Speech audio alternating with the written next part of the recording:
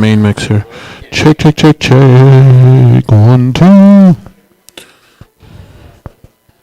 All right. I know we start at 6:30 usually.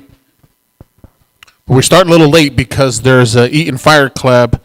They want their big grand opening on a Tuesday, but they close at 7. And I know there's a lot of people who are deciding whether they want to come to this or that. So we intentionally let them both get to both sets of resources. As always, how's everyone doing? I know we got a light crowd, yeah? You guys feeling motivated? All right.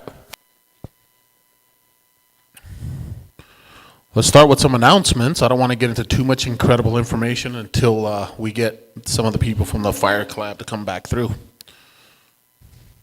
So on October 15th and the 23rd, we will be hosting the Trauma Resource Institute Connection Circle. It's a community healing resilience guide. These are world-renowned mental health professionals. You'll be sitting in a group and you'll meet people who are kind of going through the same thing that you do and learning how to cope with those things. I sat through it as just to watch it, and I left feeling so much better, and I left feeling like more coping. And I wasn't there to learn, but I didn't realize I was just learning as I was going. And it's just like people like you, and you meet some friends, and our mental health issues isn't just going to be about sitting down with a psychiatrist looking at you, you know, with a and all of that. Sometimes it's art. Sometimes it's just talking to someone who lost the same photos that you have, or, you know, whose kids are displaced as you. Because once you feel that you're not alone, it kind of really helped. Sat around and I saw all these other people fighting through it. I was like, okay. And then they told me things on that it's okay to feel that way. That feeling that I was getting, I thought it was just me. And then how to manage that feeling. And I left there feeling great. So there are some flyers here. I would love to see you guys come. You know, therapy is very expensive. This is free. So, and I've been on a therapy list with my insurance company for about 3 years. They haven't found someone as professional enough to manage my issues, so we're still working on it. All right, October 18th is going to be the Outdoor Art and Craft Fair here. This is going to be local artisans, indoor and outdoor booths, and community creativity. All right, so we're bringing back the arts to Altadena here. All right. November 15th, we partnered with the Altadena Chambers of Commerce, and we're going to host the Mariposa Junction ribbon cutting and block party. We're trying to bring back small businesses into Altadena. We'll be ribbon cutting for 5 new business, street vendors, young entrepreneurs. It's going to be Mariposa Junction, trying to bring some hope back into Altadena. And we are excited on November 16th. We're going to have Crush Art LA. It's an Altadena focused vendor and art activation. Okay, so a lot of these local artists are coming into town. And then November 22nd is the La Diagia project. This is going to be a great one for Corey Williams. We're celebrating women in the agave industry, which is tequila and mezcal. We're going to have tastings and talks. So it's going to be pretty awesome. There are 2 things on the horizon, 3 things. One, we're going to do CPR training here. Which is, you know, we need to learn these things, and you get certified for free. We're in talks with the Grammys to do a incredible Grammy event here. And we just left another group that is going to have the top ways to build home resilience and defend your home from fire. So these are the things that we'll be doing. We're excited to have it for you, and let's kick the show off.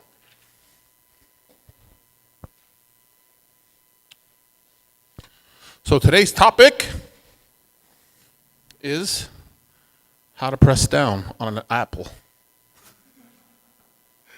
All right.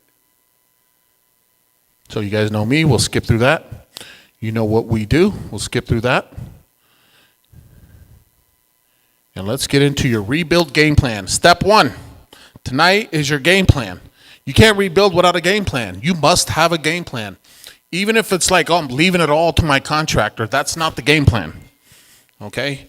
You must be involved. You must be knowledgeable. You've sat through 15 or 16 of these, and the whole idea is to give you as much knowledge as possible. Okay? Step 1, you're going to assess document, okay? A lot of you may have been past this point, but some of you may not.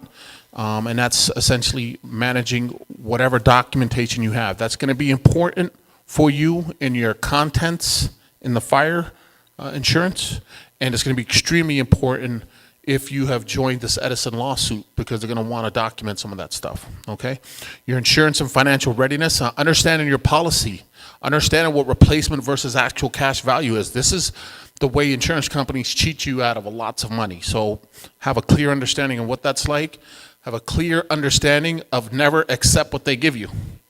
Unless they just said, we've given you the entire policy, there's not much more. There have been some people whose policies are so low that they don't even mess with you. But once you're done negotiating, then start the renegotiations, because there's always money there. And SBA will collect some of that money that you didn't know exists, because they don't tell you, oh, there's another 20% that we have there hidden for you. You always want to ask, where's my mitigation? When I built my home, I didn't need certain items. New codes, whether wind, fire, Title 24, are mandating me to do this. So you need to pay me to do this, okay? While the governor has said all you need to be is solar ready and not have solar, the law is you must, on all new builds, have solar. So demand that from your insurance company. Just say that you got to pay for solar because it's it's required. And they're going to say, no, it's solar ready if they know that. But you say, no, it is just because there's an exemption doesn't mean you're not responsible for this mitigation. Okay? Now, what I've learned as a 21-year lawyer, never hurts to ask. Just ask and demand it and say, no, that's not the law. Even if you're wrong on the law, make them figure out if they're wrong. Make them, well, let me talk to my boss.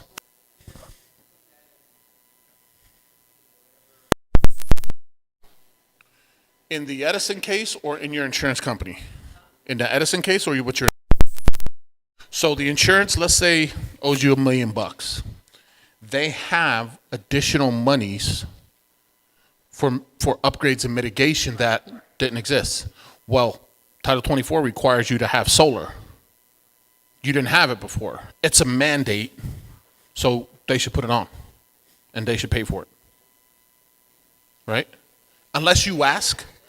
Well, unless you ask, they're not going to say, oh, by the way, we have paid for solar on people for those who've asked.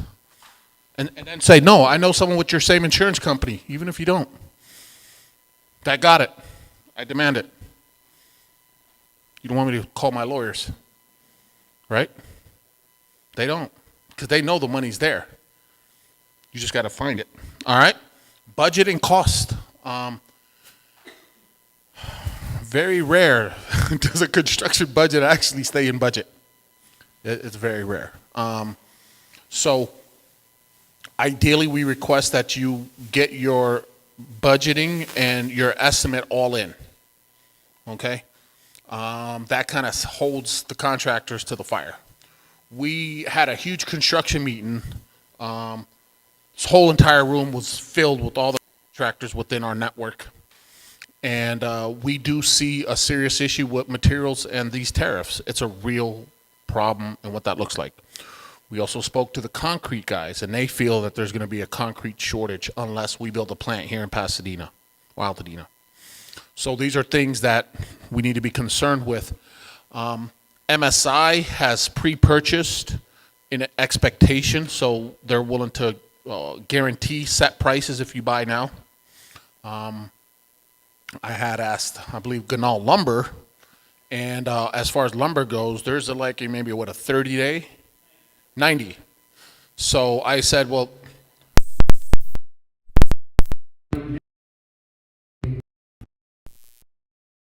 really analyze when we're looking at budgeting. The number one thing that they said blows the budget is going to be your change orders. That's the problem. It's not going to be the 10% on the lumber that's going to throw your whole world out. It's going to be your change order. Once again, rushing your vision will be the worst thing that you can do. You really need to sit with that architect and that engineer and that builder, and before you touch a thing, sit with him. He'll create a whole 3D model so you can walk in and go, yeah, I don't know if I like the bathroom there. Or you know what? That window's small.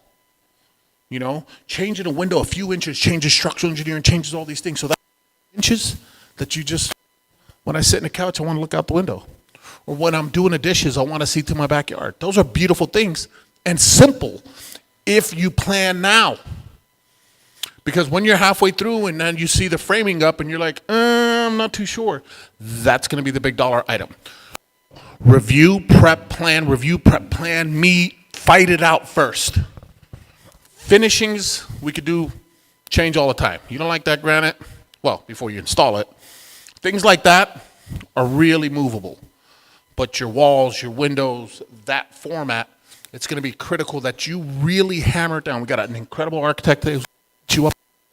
Plan, think it through, plan. Don't rush. You're going to live in your home forever. You've got plenty of time. All right. Permitting and planning.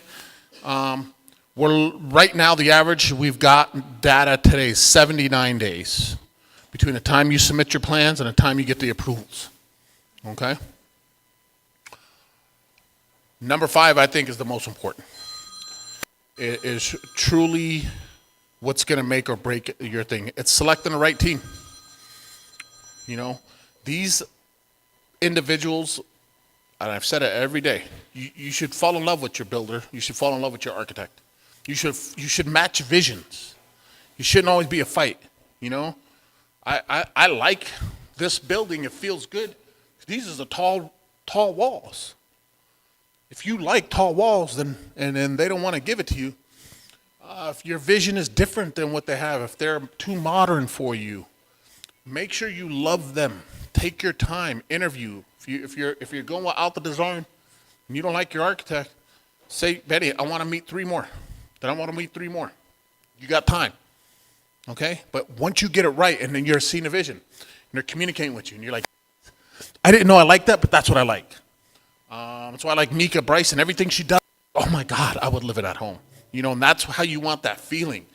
Then you kind of wake up excited, waiting to hear from the architect. And no longer is this a painful rebuild because I lost my home. You should be excited. Hopefully a lot of you are going to get the bedroom you always wanted, the bathroom you always wanted. You should be thinking that. This, in the end, great thing that happened to you once the pain is over and your beautiful backyard and you got more space, an extra room, or the ADU income coming in. This should be a joyful situation. It's just not right now, and it's not going to be. And construction sucks. But when it's done, I want you to say, I'd do that again. All right, building for resilience. This is a life matter. Right now, a lot of these homes are 70, 80 years old. My home was built in the 1940s. We're going on 5 years. The earth has changed. To think about, what is this home going to look like when my grandchildren are living? Okay? And that's how you got to see, is this home going to sustain the test of time?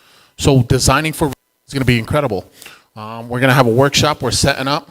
It's going to be 2. One is going to be an 8-hour and one's going to be a 4-hour. These are world-renowned professionals. It's going to be separate from the Alta Design Works, and it's just on building for resiliency and different type of materials.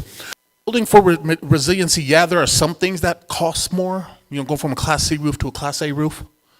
But there are other things such as stones and natural environments that really defend the home. What's that? They were here. They did a walkthrough today, and then I'll have dates. There's going to be 2 dates. One is going to be a long 8-hour one, and I'll have those dates. But today they just did a walkthrough to work that through.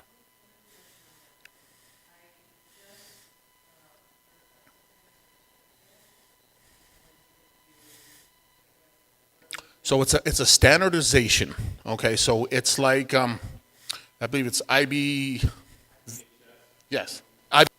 Okay, and what that is, it's a certification that home is certified as a resilient home. And once you get that certification, I know up north, Mercury came in and said whoever's IBHS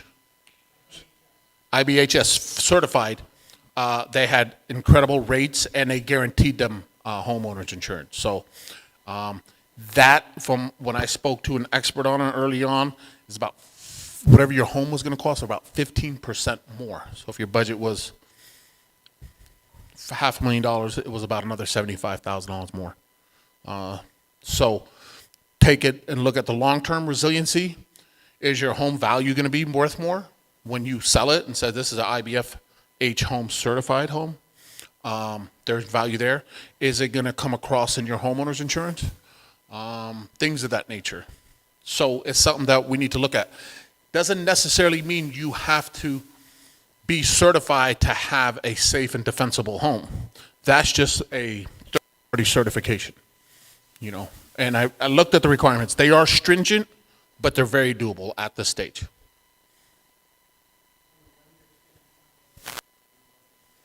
From the bank? Okay. Correct. Do you know much more on this standard? You say you're an expert? In loans. Oh, okay. Not IBHF. Okay. All right. Well, that means we got to get an IBHF professional coming out here. Timeline and phasing, managing your rebuild timelines. I mean, these timelines are critical.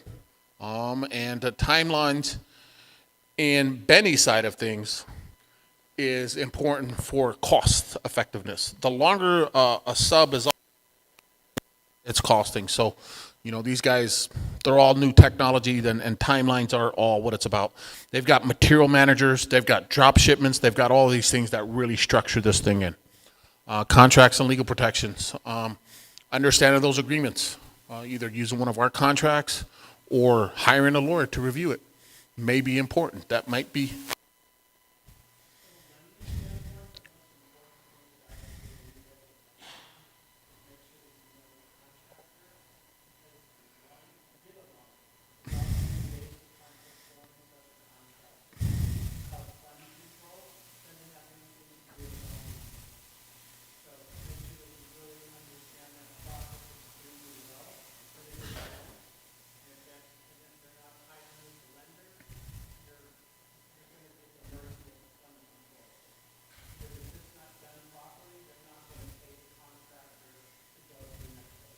And he leaves a lot of merit on it. This is one of the reasons why we created Alto Design Works, was to vet through those construction teams, build it into, like a general contractor you meet with, and that's your contractor. What we built is an entire team.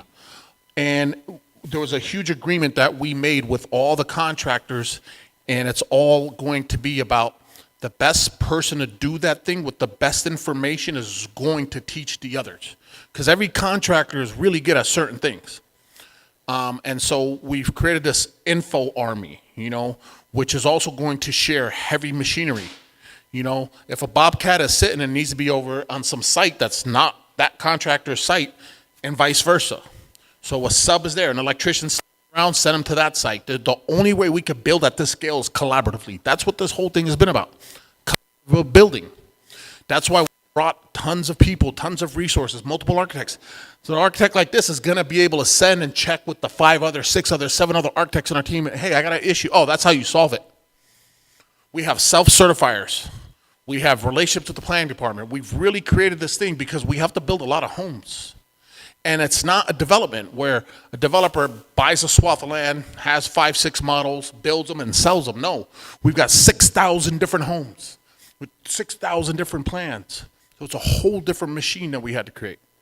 Material sourcing and collective purchasing, we've been working through with this. We've spent a lot of time to get all kind of discounts. They range from 5 down to 75% off. And that's just going to be available to you guys and anyone and any contractor in Altadena. And then your community support systems. So with that said, that's your 10 tips for your rebuild game plan. And we wanted to bring Benny up to fix the PowerPoint because it's a Mac. If your finger touches something wrong, everything's on a Mac. Unlike a stable PC. But anyways, I want to bring up from U.S. Bank Lynn Choi and Adam Sklar, who are supplemental funding right? Thank you, thank you. So I thank you for having us. My name is Lynn Choi. That's Adam Sklar. He's passing out some flyers for our construction to perm. That's what we want to share with you today, because we want to be another piece in your toolbox. And sir, I have to ask you, are you a lender? You are. Come on up, please. Because because we're talking about collaboration and community, and you're here. Yeah, come on up. You're here, right? Okay. What is your name and what is your company?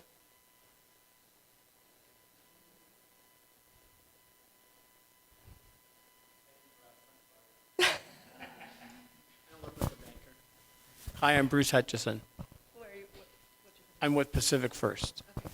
And do you do construction to perm as well? Yes. Okay. So then, this is great. So now you have two sources, because now we can talk about the niches that each will do, right? And so you have more for your toolbox, okay? Pacific First, okay. So I can talk about, well, we were going to go through a really, a very high level what construction is. And I think, first of all, I want to get a feel for the room. Does everybody have an idea of what construction to perm financing is? Does anybody understand the basics of what a construction to permanent financing is? We want to start from the, okay. So for us, for US Bank, our construction to perm is really, you're going to start a construction period up to 24 months, and then your loan converts into a permanent, which could be a 30-year or a 7-year arm. Okay, so you're going to get a construction period, and then you convert into what you know as a normal mortgage. Okay, and so for U.S. Bank, there's two types that we're going to start with. It depends on what you're starting with. If we're starting with ground up, we're going to go a certain path. If we start with a structure that is already at least 51% intact, then we're going to go to another path. Okay, so there's two ways to do it. And for us, the big overview is that you're going to get financing to rebuild your home, and during that period, it's interest only. And just like Pacific First, Bruce Hutchison. Bruce, okay, just like Bruce said, there's going to be some draw periods that your contractor would request from the bank, and then as your construction proceeds, the payment goes to your contractor directly, and it gets inspected before each period. So, for example, if you were to construct a home, like if you were to buy a home right now, you would just put 20% down, right, or however you want to put down. The concept, but this time you're going to use the money to build a home. And then once you have complete the construction period, then you go into your permanent loan, which is your standard 30-year, and we offer the 7-year arm for it too. Does that make sense so far? Okay. And our minimum down payment, sort of, and we can talk about that in detail, but would be 10%, and we'll go up to $806,500 with 10% down. That's for the loan amount, okay?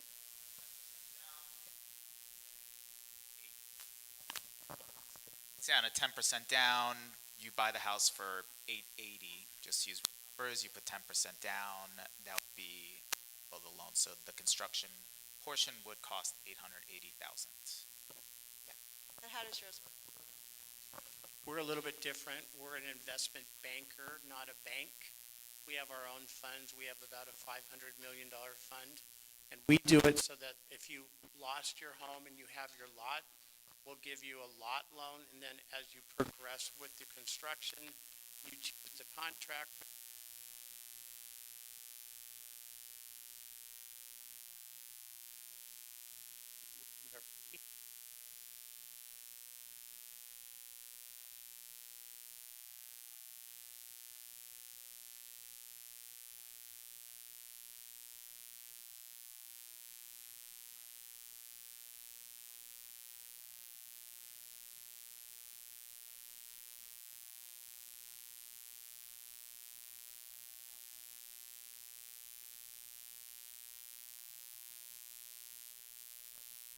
The rate depends upon 5.5%. It depends upon the risk. On the US Bank, it's a little bit lower. Different types of financing, we're a little bit stricter, so the rates are a little bit better. They're a little bit less strict, so the rates are a little bit higher. But you're talking anywhere from, depending on the situation, loan amount, et cetera. If you do a 7-1, you're probably looking in the fives. If you do low sixes right now. And so I want to echo what Freddie said. It's really important about the and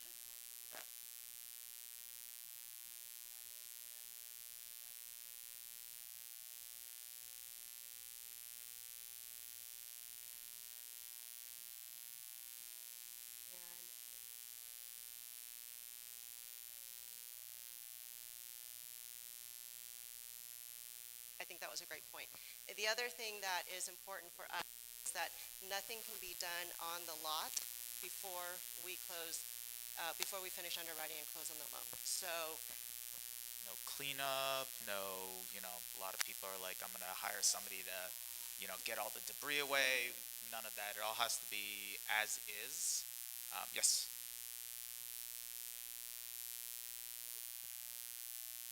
That, like Army Corps of Engineers, if they came through and you didn't have an option, that's one thing. But I'm talking about, if you like had some option, I had somebody who came in and bulldozed the area to make it flat, like that's the big no-no.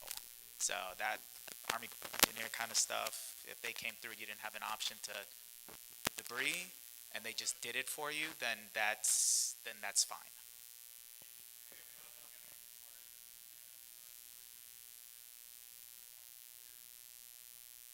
Yeah, and that's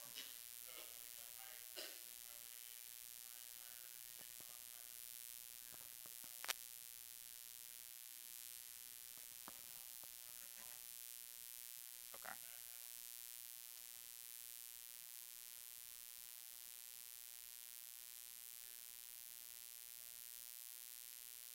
You were required to.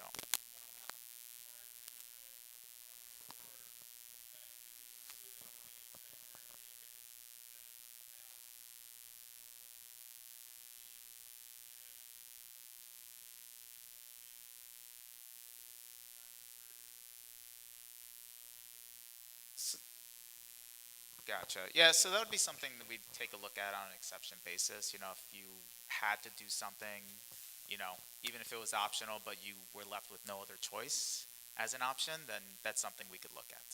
Did you pay the private company to remove the debris? Okay, the reason why there's a restriction on quote-unquote nothing after the Army Corps of Engineers, it's called a lien process. And when a private company for hire gets a contract to remove something, and if you don't pay them, they have the first lien rights. So that's why we as a lender can't touch that, number one. And number two, the title company won't give you title insurance. So you have to be really, really, really careful with the decisions that you're making now, because the Army Corps of Engineers doesn't have any what's called lien rights. Any other private company does.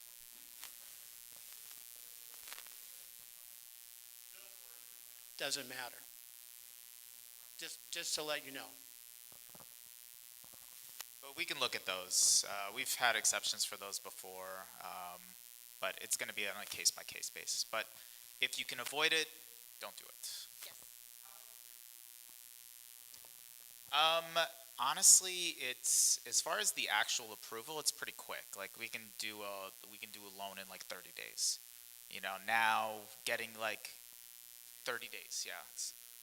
30 days start to finish. Now, depending on your contractor, that can take a little bit longer because we're going to request a bunch of documents from them.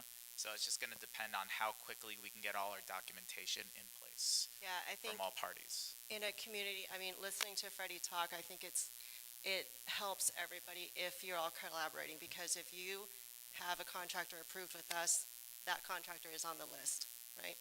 So I think that's great.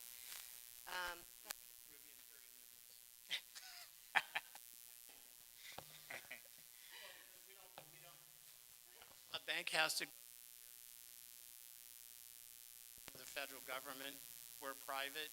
I mean, if we like it, we'll just stamp it approved and your contractor can work with us directly.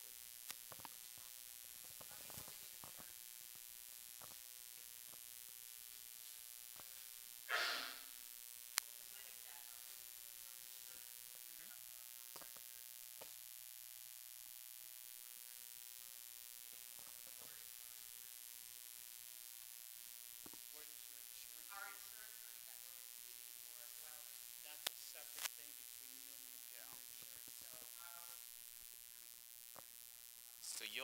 So your insurance will direct you and will direct us as far as how it's to be used. So some just release the fund.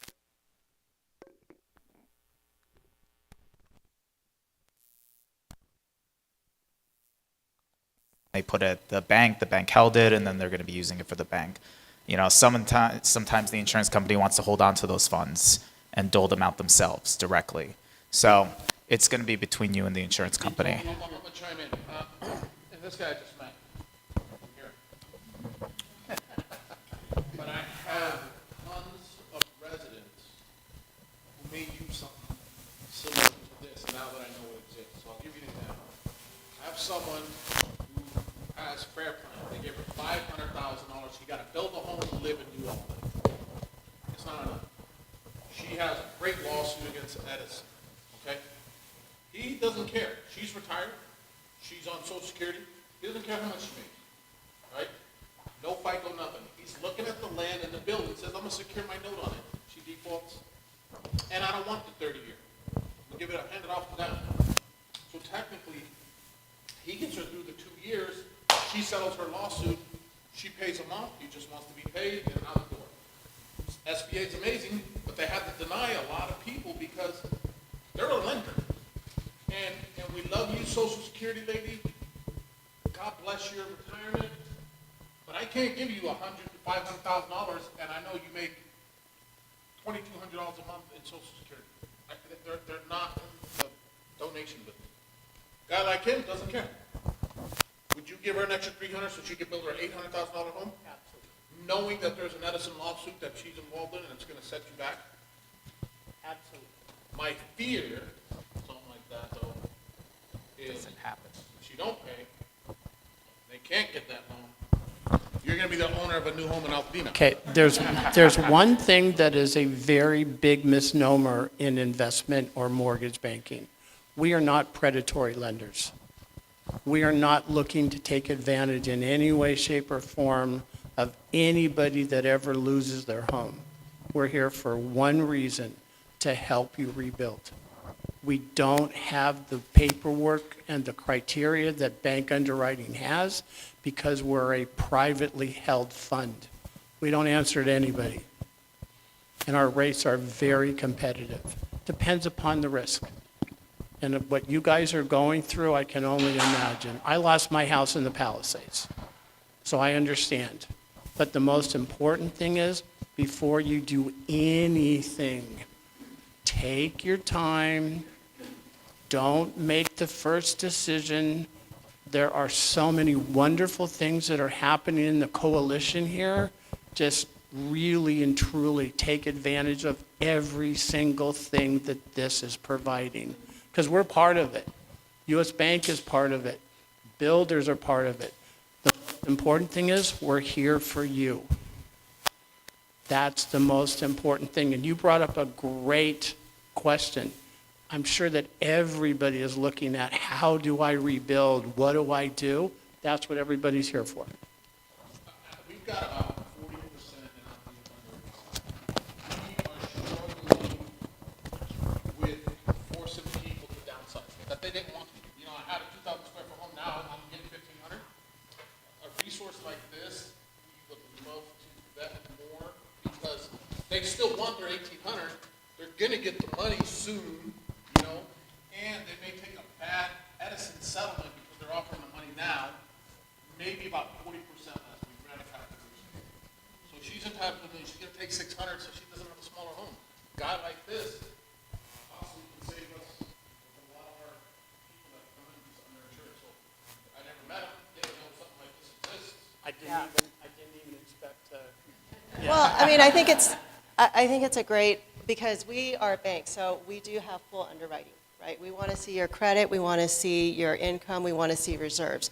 So if that's not possible, then this is a great resource. And of course, we refer to mortgage bankers refer to us all the time. This converts into a 30-year general mortgage. It does. He's not in a 30-year business. He's in a short term, build your home, get you to someone like this, or get you to Plan B. But, you know, when we launched this thing, we launched Opportunity is Not for Sale, people are going to lose their homes, and essentially this becomes a possibility to keep the home. Because whether you lose it through him, I'm not saying you're a predatory lender, but you need to recoup your money, or you lose it to life. You better have a chance with him. At least you're going to build that home. And when you build your settlement claim with Edison's a lot better, because you're going to get replacement value, not pre-fire appraisal. So it brings a lot of value to the community. And it's really important to know that mortgage banking works so closely with banks, because when your house is built, you're going to go and replace that anyway. The beautiful thing about U.S. Bank, or things that they're doing, like Lynn and Adam are doing, is that they provide what's called a two-tiered loan. It's a construction loan that then turns into a permanent loan when the construction loan is done. We're going to book you for our next gig. Yes, I'm actually a CPA. So the most important thing that you have to remember when you're doing stuff like this is that just because you think, oh my goodness, what am I going to do to qualify for this type of loan? Here again, take your time, decide what you want to do, work with your contractors, work with the coalition. We're a member of the coalition. We're working really closely. The most important thing is that you get your house built, because you don't have any place to live. Yeah. And that's why we're here. All of us together. We're all in this together. And if we can all help each other, because at the end of the day, let's make it bigger, better, stronger, so that it never happens again. That's the most. And SBA, everybody has a role to play, but if they can see brick and mortar or concrete or stick built or however you want to do it, the most important thing, let's get you back in your house. Thank you. Yep.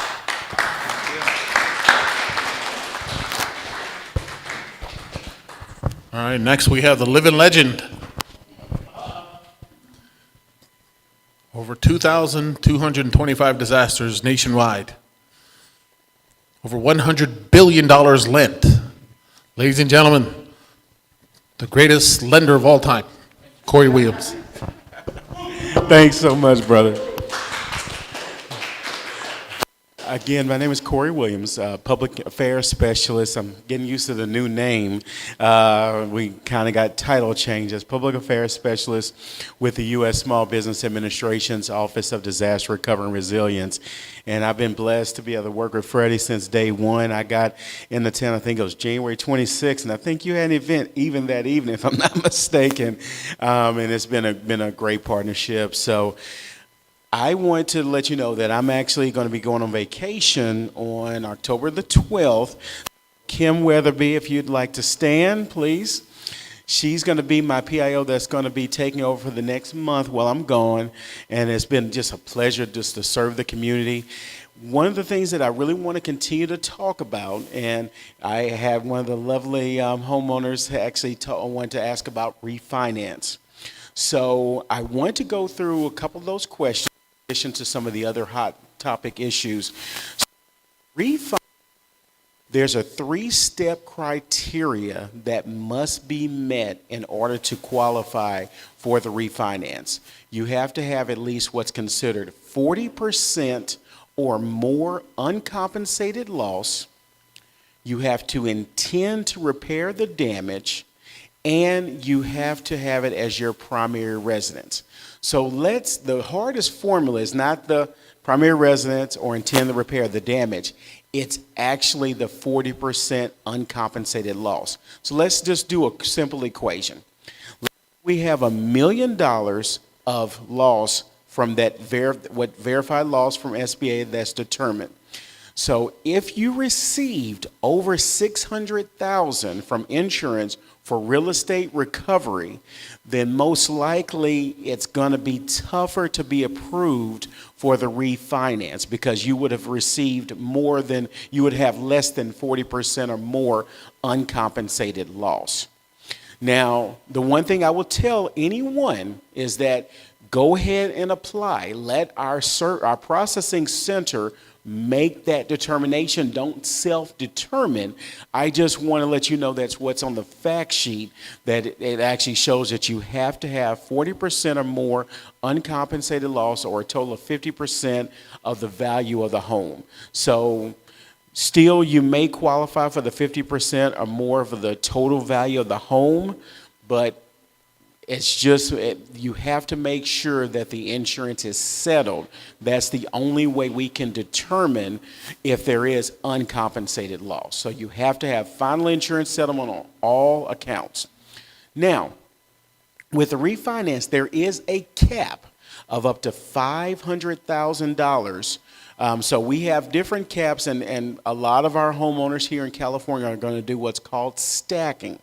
So you can get up to $500,000 for repair replacement of your disaster damaged real estate. You can get up to $500,000 for mitigation, and we'll talk about mitigation after this. And then you can get up to $500,000 potentially for refinance, and then you have $100,000 for contents, which would include any vehicles. Now, that interest rate would all be the same at the 2.563. You would still have the 1 year deferment and the 1 year no interest accrual.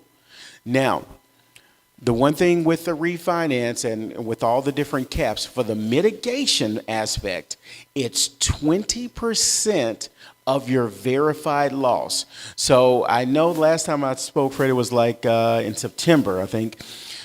The homework assignment that I gave people is to contact your case manager. So who all, by show of hands, has an SBA loan currently? 1, 2, 3, 4.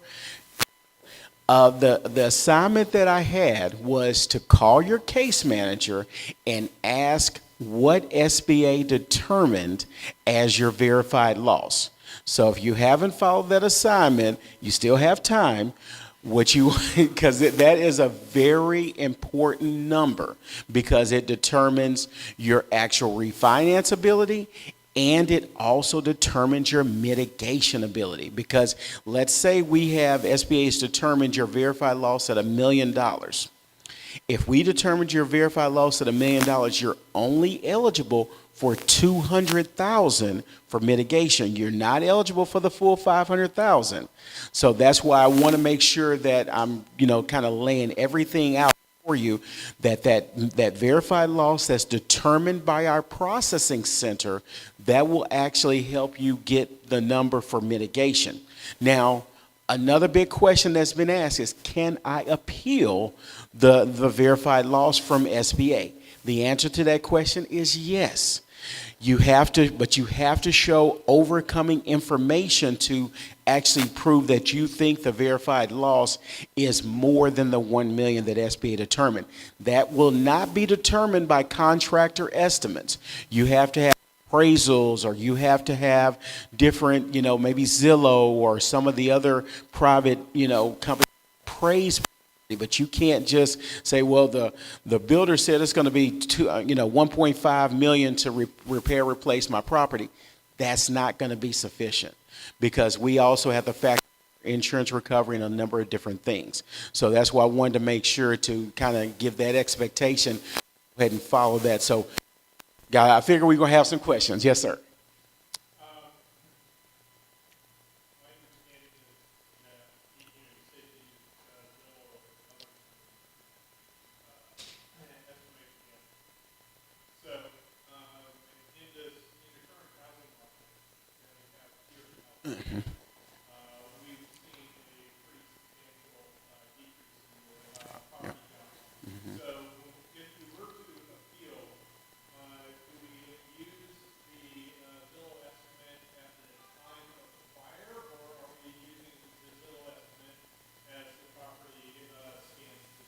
Outstanding question. For SBA verified loss, we always use the day before the fires hit. So we do not use any current assessment because that's why we're trying to rebuild Altadena with the low interest loan. So we know that right now because a lot of people are not returning, property values may have dropped. So no, that's a great question. We use it the day before the fires hit. So if you need a private, appraisal or any Zillow, you can submit that to the case manager. Again, it's up to their discretion. He or she will make that determination, but you want to submit as much information as possible so that way you can prove that your verified loss is higher. So before I get on to the late application and things like that, any more refinance or mitigation questions that I may be able to address? Yes, ma'am.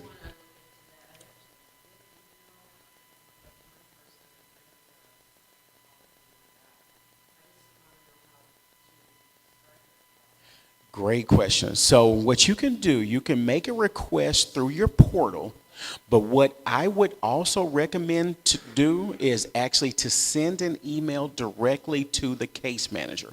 And whenever you're sending emails, always keep a footprint. What I mean a footprint, always CC yourself when you're sending these emails, because keep in mind, a case manager on average at the processing center may have about 200 to 300 files they are dealing with. And they're not just dealing, unfortunately, with California files. They may be dealing with Texas. They may be dealing with Missouri. They may be dealing with Oklahoma. So you always want to make sure that you keep a footprint of what I would say. So send emails because that is a great follow through.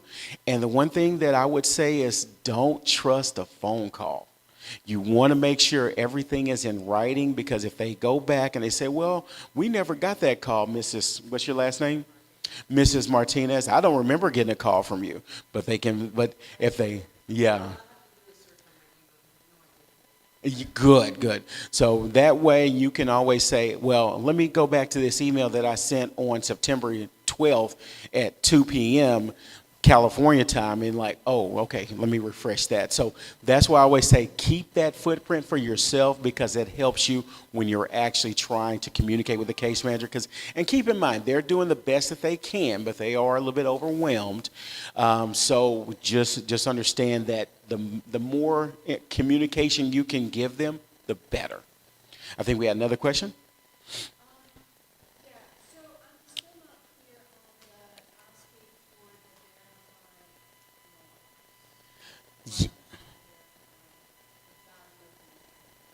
So the reason why this number is so important to you as an SBA borrower is because everything that SBA determines comes from that verified loss.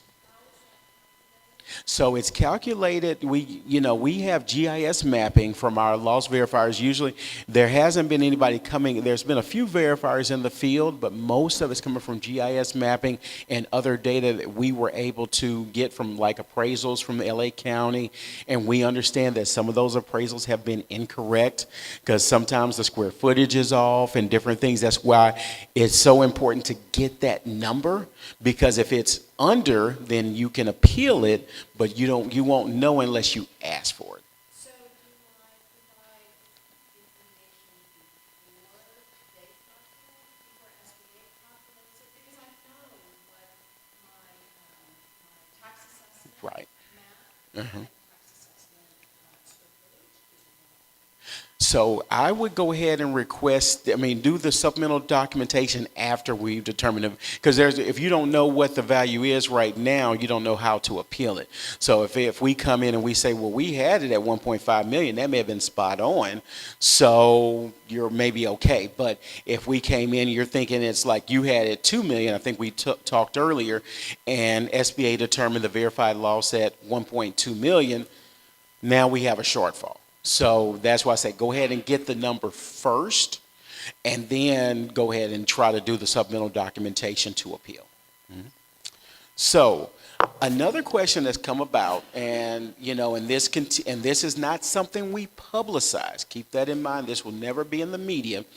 But SBA, if you still are a homeowner or a renter, and you have not applied and you still are now realizing that you may need to apply for the SBA loan, you can apply as a homeowner for physical loss, business owner for physical loss. However, you will not be able to apply online. So if you have friends, church members, anyone, family members that have not applied, we're not, again, it's not a publication like, oh, SBA is still going to accept applications. But what we have to do is have to show that there was some kind of emotional or mental trauma as to why that you're actually applying late at this time. Because, whenever President Biden, because this was under the previous administration when California was declared, when President Biden declared California as a disaster, it was on January 10th, that opened up a 60-day period to apply. Then FEMA actually extended it another 14 days. And then on top of that 14 days, SBA gave what's called a 60-day grace period. So that 60-day grace period expired May 31st. So essentially what FEMA said is, and with the deadlines is that, May 31st gave you almost 4.5 months to apply. We understand, and actually I presented at the city of Malibu about a month and a half ago, and I was actually talking to a Woolsey fire victim. 7 years later, she had emotional, mental trauma. And I know many of you all, just like Freddie alluded to, you may not be vocal in saying that you had emotional and mental trauma, but there's a lot of trauma that's still going on with your kids, seeing these things. There's mental trauma, so you still can apply, but when you apply, you want to state that you had emotional, mental trauma surrounding the incident. You also may have had a family member that you were sick, taking care of. Freddie. Oh, good.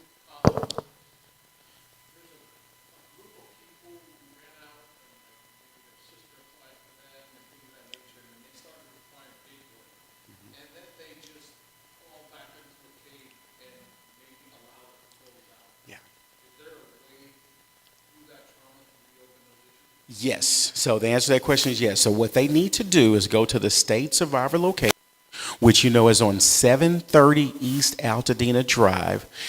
Only open Monday through Friday. I think it's 9 a.m. to 5 p.m. or 10 to 5. I'm not sure, but it's, I can always, if you want to get that information, I can send that. But whenever you're doing that, just like you mentioned, Freddie, make sure that they mention, hey, we were mentally overwhelmed. We emotionally, just a lot of things are going on. We need to apply for reconsideration, or we need to apply for So there's two things. So let's say in this situation with Freddie, the loan actually wasn't fully completed. It may have been put in what's called an actual withdrawn status. So when a loan is withdrawn, then you have to reinstate it. So you have up to 6 months usually to reinstate the loan. But again, we know the situation. We understand the situation, so we can work with you beyond the 6 month time period. Now, if you're declined, now that is a reconsideration.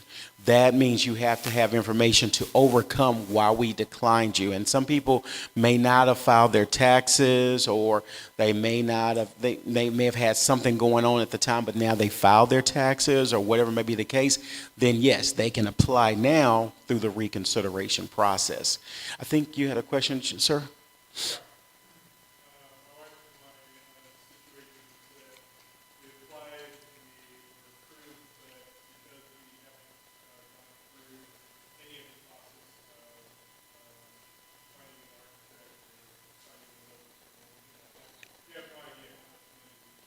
Exactly. So we said, okay, thank you for accepting that or approving us the loan on highway take out. So my question is, how long do we have in order to reactivate the accepted loan status? So that we have a better understanding of exactly how quickly we can do. So this has been a very prevalent question that's been coming about, and I'm glad you brought this up. There has been some pressure. Keep in mind, You know, one of the big things that our new administrator, Chris Stallings, is trying to do is get people from our processing center and all the different offices within SBA's Office of Disaster Recovery to step into the shoes of a survivor. You got to keep in mind, unfortunately, the people in the processing center, many of the customer service center, they hear the calls, they type the emails, but they've never been in the shoes of a survivor. So they're going to be somewhat disconnected many times, and they're going to be pushing these emails. We need you to close, close, close. When you get those emails, send them to yourself, and you see my name on there. The way you can do the emails is corey.williams@sba.gov or kim.weatherby, and that's going to, and Kim, if you want to stop by and get cards, I don't have my cards today, but just put corey.williams@sba.gov, you'll get me. But send me those emails if you're getting that pressure to go ahead and close on a loan, because we've been trying to instruct our processing centers that, hey, the fires are not going to be an instant fix. You know, with Paradise, with Lahaina, we're still doing loans 4 and 5 years later.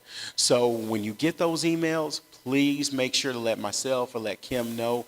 We'll make sure to send it up to our headquarters and instruct our case managers to say, hey, slow down. And to answer your question even further, you can continue to request extensions on your disbursement period. But just like I said, keep a footprint. Make sure you're sending emails and CCing yourself. Don't just, and I hate to say it, I wouldn't just depend on the portal. Because the portal, yes, you may be able to send messages, but if I'm not mistaken, I don't think you actually get copies of the messages that you send through the portal. So I would really try to recommend emailing the case manager directly, and that way you have that footprint throughout the whole process.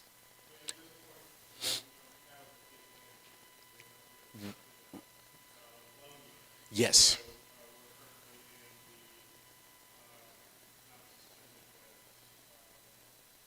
It's kind of an inactive status. So here's what I would recommend doing.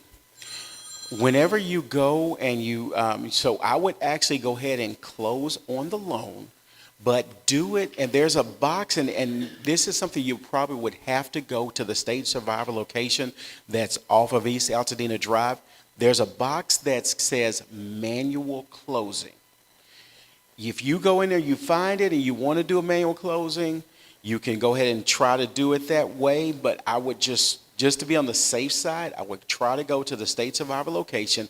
They know exactly where that button is, and if you do a manual closing, it makes it to where it won't trigger that $50,000 disbursement.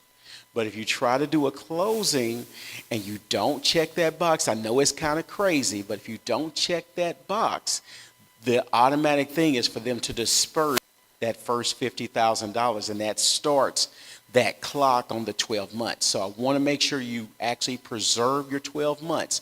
So what I would recommend for you and your wife, go ahead and sign the documents. That way, whenever you're ready for disbursement, maybe in March, maybe in June, July of next year, the funds will be there, but you may just have to keep requesting extensions on your disbursement period, but you won't actually get that first $50,000 dispersed.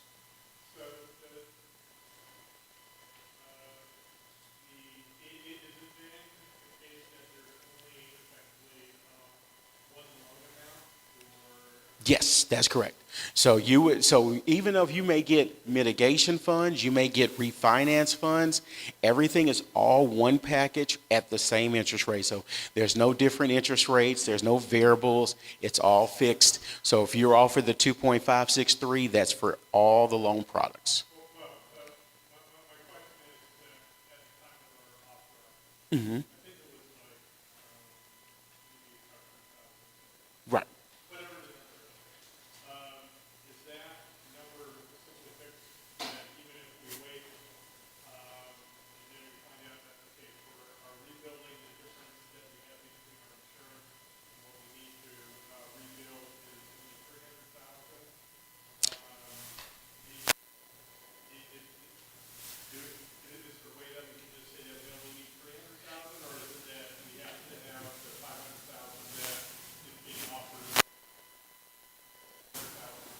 Another outstanding question. So even though you may be approved for 500,000, keep in mind, consider that it's like a line of credit. So you don't have to use, and then when we disperse loans, we disperse them in draws. Your first disbursement, hey Heavenly, will be $50,000. That's the unsecured amount of your loan. Anything else above that, that would actually have to be approved by the case manager.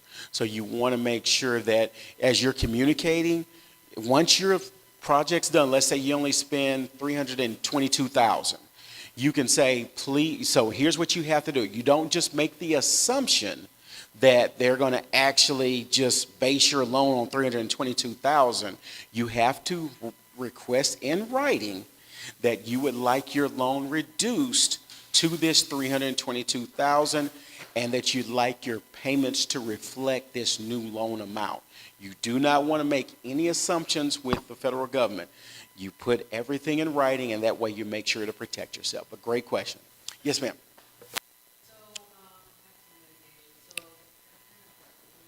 let's say, you know, Gary got 500. Let's say 200, I get mitigation. But let's say I only use 300 for what I need, but I'm still using the 200 for mitigation. I mean, can it be separate like that, or are they requiring separate receipts? How does that work? Yes, so whenever you're doing mitigation, it's an outstanding question. So one of the things that I wanted to make sure that kind of mention, we had the mitigation information sessions from September 3rd to 13th of last month, and we're trying to bring those back for the next upcoming months. One of the websites that you can go to, I gave one of the homeowners, is wildfireprepare.org. So it's WILDFIRE, prepared with a D at the end, wildfireprepared.org. They have a 15 or 16 page document that's on that website. But so here's the thing, all you have to do is print it out and say, here, builder, this is what I want incorporated into mitigation. Because you're not actually having to go through everything, because like we were talking about, that's through the Institute of and Home Safety. Yeah, and we have that specifically structured into the house design risk agreement. So a contractor works with SBA, we have a clear understanding of what trigger points we need to hit for them to be satisfied. And if you don't work with us, it's no problem, we'll still give you that. So there are just certain things they want to hear to get them. Yes, you do have to submit. So the thing is, and remember, you have to exhaust all your insurance recovery. So, and we know that draws for some of the insurance companies have been real small. You have to account for 100% of those funds before you draw into further SBA funds, because it's what's called a duplication of benefits. SBA cannot duplicate benefits. So if you end up getting which is a good thing. Let's say you get a lot of insurance recovery, SBA may reduce your loan because you actually got insurance recovery to cover certain areas. So that would be a good thing, because that's not money you have to borrow. That's money that, because you've been paying your insurance, you're going to get as a check that you don't have to repay back. When you were talking about the solar, Yes. and you need to be solar ready, you don't have to have solar, but, well, that actually is not part of mitigation. That's not going to be a mitigation project. Mitigation is anything for SBA purposes that can be fire, flood, earthquake, anything that's going to make the house more resilient for climate change or for any other climate issue. However, in your insurance policy, there are building code requires now that didn't require when your house was built. And so those things we're going to ask the insurance to pay. Now, that's not a loan. That's additional money that they give you as part of the policy so that you can get these code upgrades. Ordinance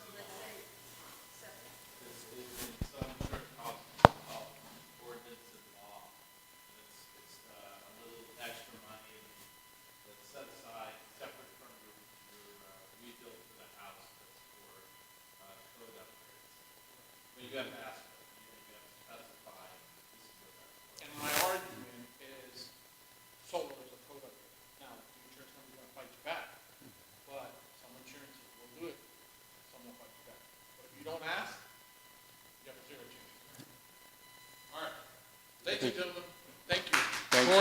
Have a safe trip. You earned it. He's traveling the world for 30 days. He might find me on a couple legs popping up and wherever he's at. Before I get to the next incredible architect, I do want to recognize a partnership we've been working on. It's a very critical partnership. It's part of now the Buying Collective. He has stricken an incredible deal. That gentleman there from Ganal Lumber, I forgot. So Ivan, please stand up real quick and just like maybe a 2-minute chat about Ganal Lumber real quick. Ganal Lumber is based out of Pasadena, but have huge lots everywhere. The quality of lumber is second to none. It's not a Home Depot lumber. God bless Home Depot for what they do. But when you get to Ganal Lumber, you know, oh, by the way, this is all from Ganal Lumber. You can tell just that high quality. Ivan, a few minutes. Thank you everyone for being here, and thank you for having me. Yeah, like Freddie said, Ganal Lumber, we've been in business since 1884, and our demographic, higher end homes, not tract homes, not apartment buildings. We like to build classical homes, and we have the products to do it. Very popular in this area was the Windsor One Fascia. You get 30-year warranty. A lot of our products have warranty. You guys were talking about fire-rated products. We are bringing in more and more fire-rated products, I want to say monthly.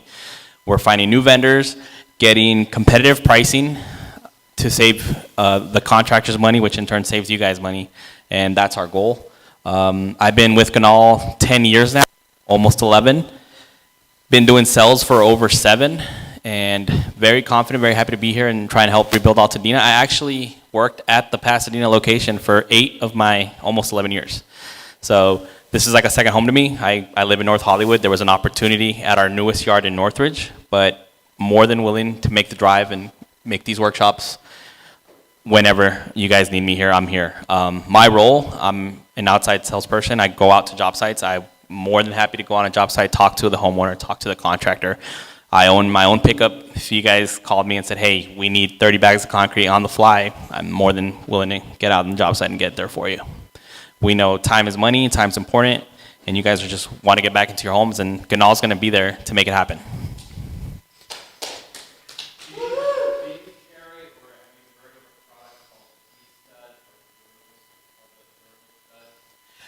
Yeah, I think it's a thermally modified wood, which is very popular now. I wouldn't say it's what it is they're taking different species of woods and now they're putting them in big kilns or ovens, for simpler term. Bake the material, it bakes all the sugars out of it. It's more for a finished product where the wood's not going to start waning on you. It's going to stay nice and straight. It's an appearance grade product.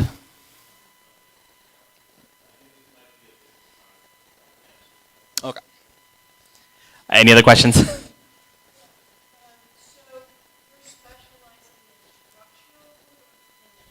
Both. Yeah. So Ganal started a BMI initiative. BMI stands for Building Materials Initiative. And at first, we weren't really in the game for foundation, rebar, where construction starts. When people thought of Ganal, they thought just wood. So we said, how do we help our existing customers with their business, making it a one-shop stop? So you get all your foundation from us, then your framing, and then finish all the way up to doors and windows. We do really well in doors and windows. Milgard, Geldwin, Anderson, you name it, we can get it. And again, we're going to really work on those pricings for you. The vendors are on board to help us out, and we'll be there for it.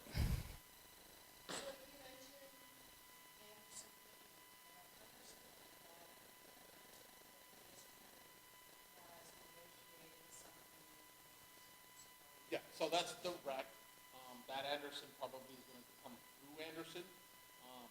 We are focusing with Ganal mostly on lumber. However, through additional conversations, if they have a product and they can beat the price, then they will supply that product and we'll notify you. Here's what we think are best from Ganal. Now, they're incredible because they're working with the contractors and everything's in negotiation. I mean, so, maybe if the Anderson, well, I don't think anybody can get us a better Anderson deal, but window companies that you're interested in. Not everybody wants Anderson. So we're still in talks, but right now our thing that we've discussed has been lumber. So if there's other products, we're working on a negotiation across the board discount. So if there's stuff they have. So what I'm hearing is concrete, maybe CMU, rebar. Yeah, we have it available. We've got wholesaler, concrete wholesaler, we're actually trying to get a plant built here. So what they Yeah, have is different. to interrupt Freddie, concrete in terms of like if you needed a few bags, like we will not send a cement truck to lay down a foundation. Yeah. So they're a super high-end,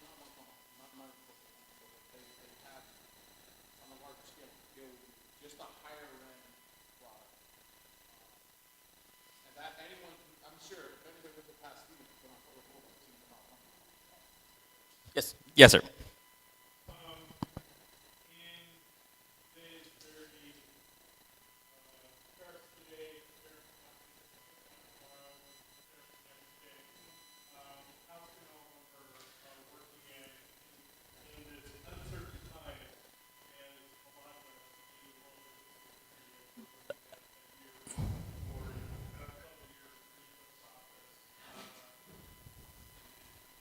Excellent question. I get it asked at least 3 times a week doing what I do. Happy to tell you that tariffs don't really affect us that much. A lot of our wood, I want to say 80% of it is actually domestic. We work with Weyerhaeuser. They own hundreds of thousands of acres in the Midwest, and it goes down the Mississippi River to the Gulf, through the Panama Canal, and it comes to LA. That being said, there are specialty products, like how Freddie was saying. OSB, which honestly a lot of contractors don't even like working with. It's Canadian. We're going to see a spike in stuff like that. Engineered wood products like these right here, where you're going to have an exposed application. It's just another, it's a laminate product. It's imported. Some things will go up, but you're talking like 10% of your build. Most of it is domestic, and it's going to stay domestic. We don't really source lumber from other places.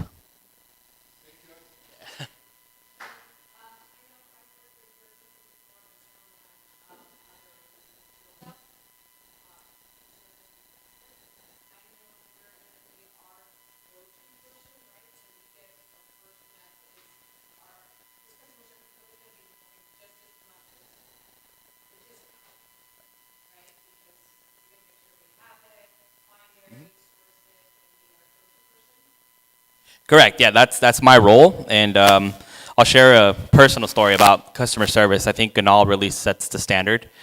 I've had people tell me they go to other lumber yards and say it's like no one's working there. There is a product called Thermery. You can only get it through a dealer called Royal Plywood. And I have this great relationship with a deck builder. If anyone's ever looking to build a deck, his name's Dr. Deck, and he called me and said, Ivan, I'm looking for this product, Thermery. The customer really wants it.